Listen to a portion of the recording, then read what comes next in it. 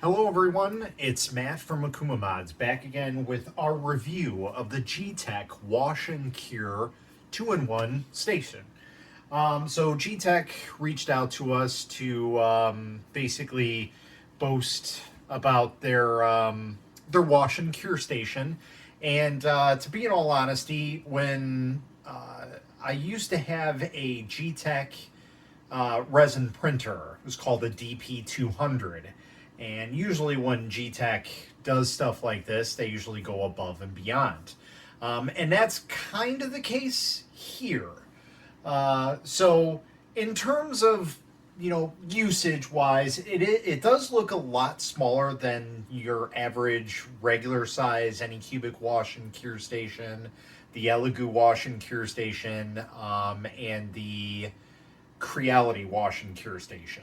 But there are some slight differences to this. One thing is the LCD screen is much nicer than all of those other models. The Creality is probably the second best one in my opinion for like how it looks. But overall, this setup looks very nice. The only big downfall of this is currently, as I'm making this video and as people are watching this and are into the resin printing community, we are kind of shifting focus from smaller resin printers to medium size and even large size resin printers with the Frozen Sonic Mega coming out. But, we still have some people that are newcomers to the resin community, so they do end up getting smaller printers. So something like this is perfectly fine for that. So let's get into it, and I'll tell you what I think is good, what's bad, things like that. So first off, like I said, overall, the look of this is very nice. It's probably one of the better looking models out there on the market, and it is pretty quiet. It is still up there in terms of like sound wise, but it is better than at least my original Anycubic wash and cure station is. So I'm not really sure about the new wash and cure station or the UW01. That's the Creality one. So I can't really compare them in terms of sound wise, but it's definitely a lot quieter than what I'm used to. So design wise, it's real nice. Jeez. It's got a nice, kind of edge to it. It's not boxy like most of the wash and cure stations are, where it's just like a box lift off. Which, I mean, that's kind of a so-so thing. That's really up to you. For me personally, it's just gives it a little better look with the whole flow of everything.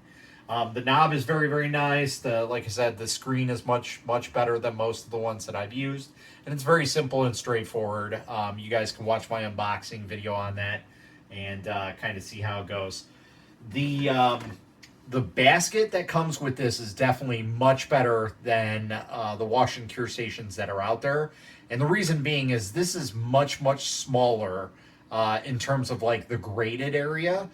So for those who are printing miniatures, this is actually a really nice basket. With my Anycubic wash and cure station and the Elegoo wash and cure, which is pretty much the same thing, they have larger holes in it. So I actually modified a print and basically put it inside there so that way things don't fall through. Because, I mean, I have these little paddle pieces that when I put them in my wash and cure and in any other one, they'll go right through it. And if that hits the fan, it's basically going to destroy my print. But on this one, you can clearly see it doesn't fall through in any way, shape, or form. It's all uniform, very small. It's probably like, what, maybe a millimeter distance between each and every one. So very small. I like that a lot. So that's definitely a plus on this model too. One of the other cool things is this really crazy machines. What do they call it? Propeller. And it's basically the same style as all the other wash and cure station. It's two magnets that basically get spun around really fast. And, the bucket looks very nice. One of the cool features about this bucket is I don't know if you guys can see that, but it actually has a drip section on it. But with that being said, there's no cover for this. So I don't know if there can be a cover or if there's going to be. I don't know if there was one and I just kind of missed it or what the case is, but obviously there is a lip on there. So maybe Geeetech has plans on making a cover for it down the road. But as of right now, that's the only downfall of that wash bucket, in my opinion. In terms of size, pretty much on par with my Anycubic wash and cure station, at least of how much maximum you can hold. I believe the bucket is a little bit taller on the Anycubic wash and cure station. So that's at least one thing that, you know, you can take into account. But in terms of maximum fill, where they tell you on the lines and everything, it's the same exact thing. So you really don't want to fill it past that because you might get splashing all over the place and whatnot. So as I take everything off, you might see that this is one of the downfalls of it. It's not very good in terms of curing ability.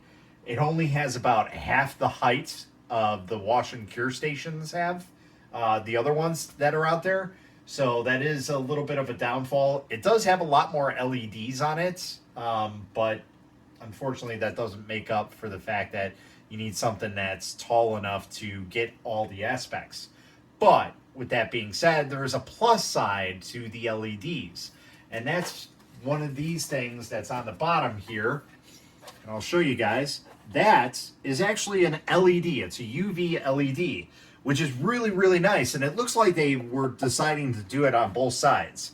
So that's really, really cool to see that they actually have LEDs, because as you guys may or may not know, I did modify my Anycubic wash and cure station to make sure that, you know, the bottom basically has a reflective film on it, so that way I can get the bottom of my prints and everything is reflective on it. So with that, you don't need this on this model because it's right there.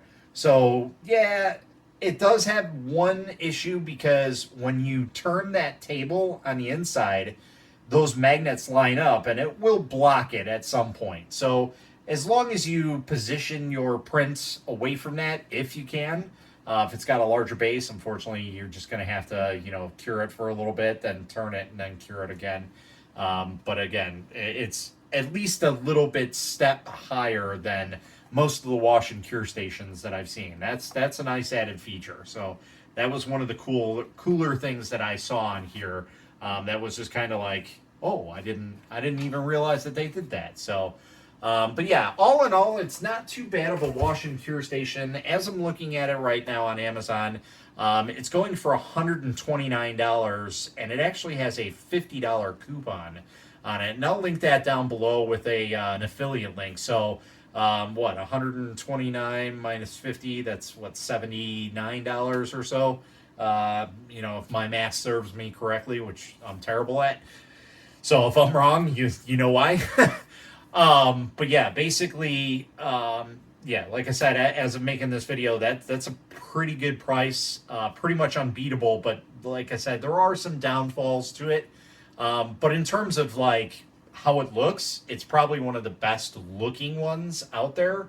And then, like I said, one of the cool things is this little pour spout, because I know that was one of the issues that I always have with the Anycubic wash and cure station that I use.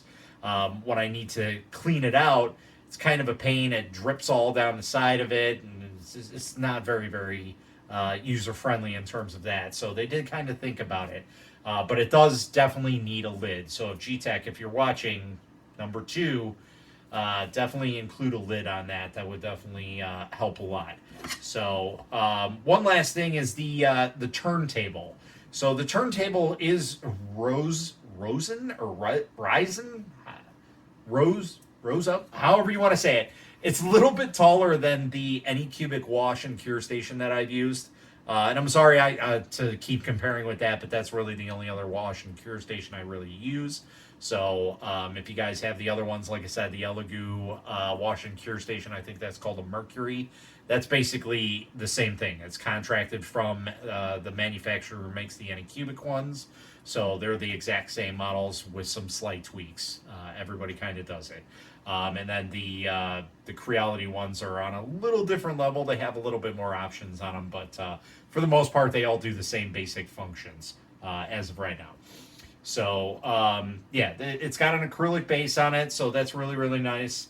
And like I said, it is a little bit raised up. So if you want to add some extra coating on this, you can go ahead and do that and kind of have that reflective ability as well. But in terms of how it works very very well. I don't really have any issues with it so far. It's very simple, straightforward to use. Like I said, the user interface is really really easy. So